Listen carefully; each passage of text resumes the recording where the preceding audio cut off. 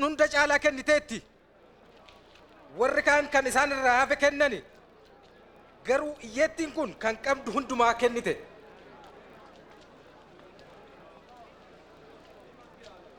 Nuttimi aboo maaliitiin kana jechuu dandeesse? Mirga kana eenyus sii kenne? Mee isinin gaafadha. Natti maa Yohaannis Cuuphaan waaqarraa moo namarraa dhufee?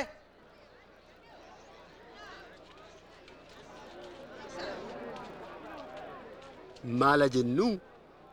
Waaqayyo biraa yoo jenne yoos immoo maaliif Yohaannisiin hin amanne jedha? Nama biraa yoo jenne immoo sabni kun nagaan rukutu.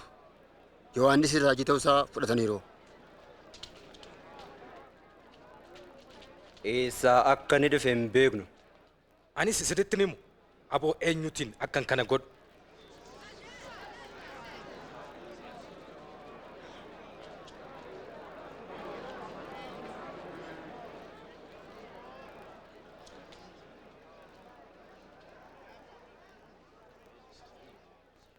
Namticha waynii dhaabbate tokkotu ture.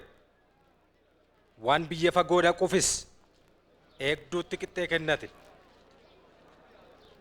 Yeroo waynichitti funaanamus geenyaan garbicha isaa warra eegduutti erge waynicha irraa hamma isa ga'u fudhachuuf. Isaan garuu garbicha sana harka duwwaa hari'aniin deebisee kan biraas erge. Isa kanas tumanii harka duwwaa salphinaan geggeessaniin.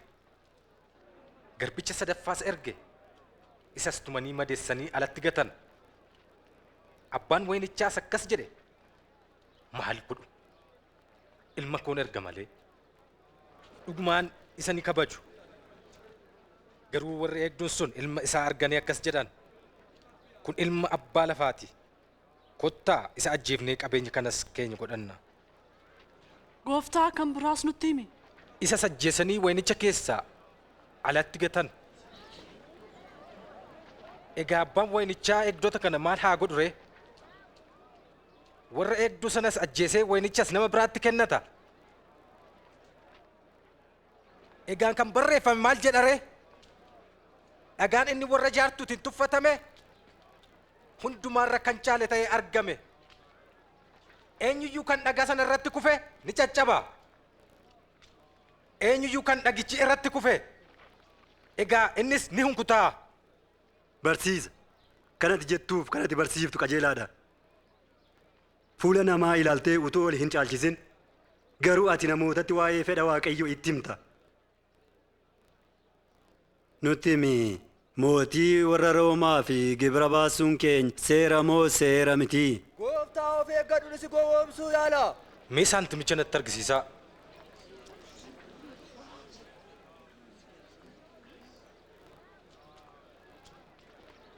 Fakkiif maqaan irra jiru kan eenyuuti? Egaa kan Qeesaar kan ta'e Qeesaariif kennaa. Kan Waaqayyoo immoo Waaqayyoof kennaa. Deebii keessa sanaa goomaan. Faasikaa kan jedhamu ayyaanni Maxinoos ga'ee jennaan Yesuus Simoon Phexrosiif Yohaannisiin irbaata akka isaan qopheessaniif gara magaalaatti erge.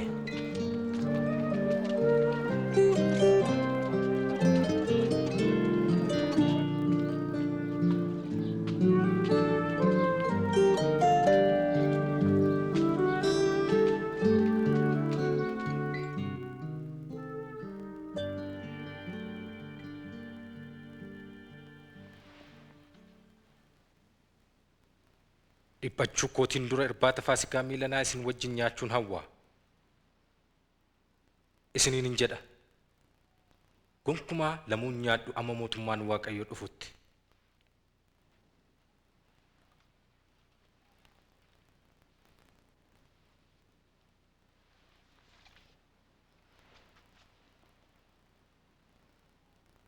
Galanni siif haa ta'u yaa abbaa keenya Waaqa hundumaa. Ati wayniin ija akka godhatu kan taasiftu. Hodhaa kana hirmaadhaa waliin gaas. Isinittin himaa mootummaan Waaqayyoo amma dhufutti daadhii waynii ittiin dhugu.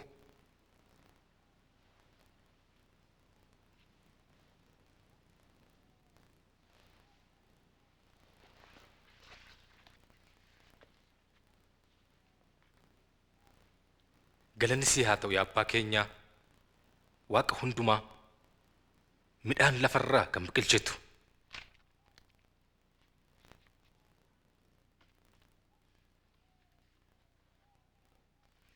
Kun foon kooti isiniif kan kennamu. Kanas yaadannoo kootiif godhadhaa.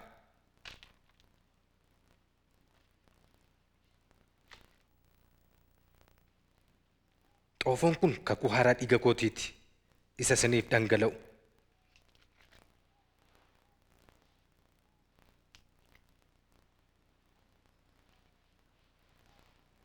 Garuu kunoo harki inni dabarsee na kennu anaa wajjin maaddii kanarra jira.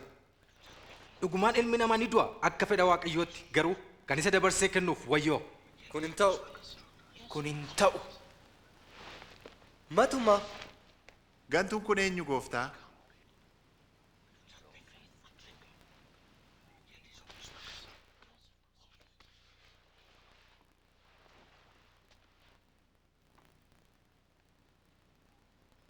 Isin keessaa inni guddaan akka isa xinnoo haa ta'u. Hoogganaanis akka hojjetaa haa ta'u. Isa kamtu caalaa ta'a? Taa'ee isa nyaatu moo isa ergamutu guddaadha? Sirriidha, isa taa'ee nyaatutu guddaadha. Ani garuu isin gidduutti akka isa ergamuuti.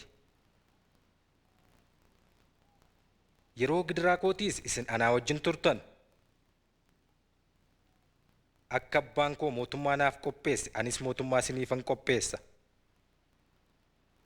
Isinis maaddii koo irraa ni nyaattu ni dhugdus.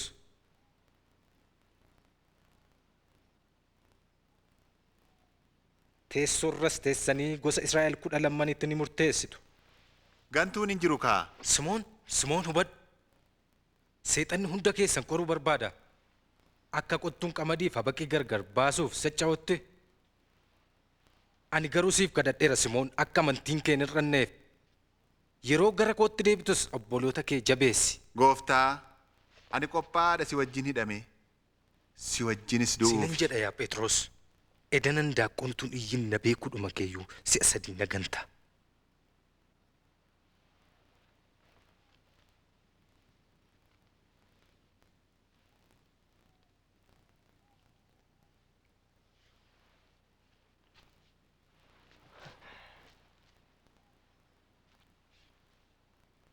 Yeroon qalqalloof kophee malee sin erge waa isinitti irrateera.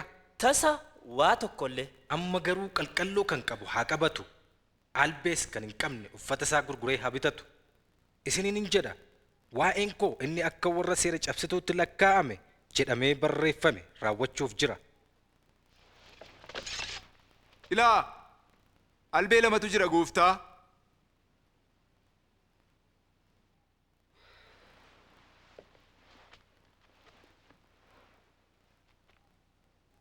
Kun ni ga'a. Hangafootni lubootaa sattamitti Yesuusin balleessuu akka danda'an waliin mari'atan. Bartoota isaa 12 keessaa Seexan Asqortuu Yihuudaa jedhamutti seene.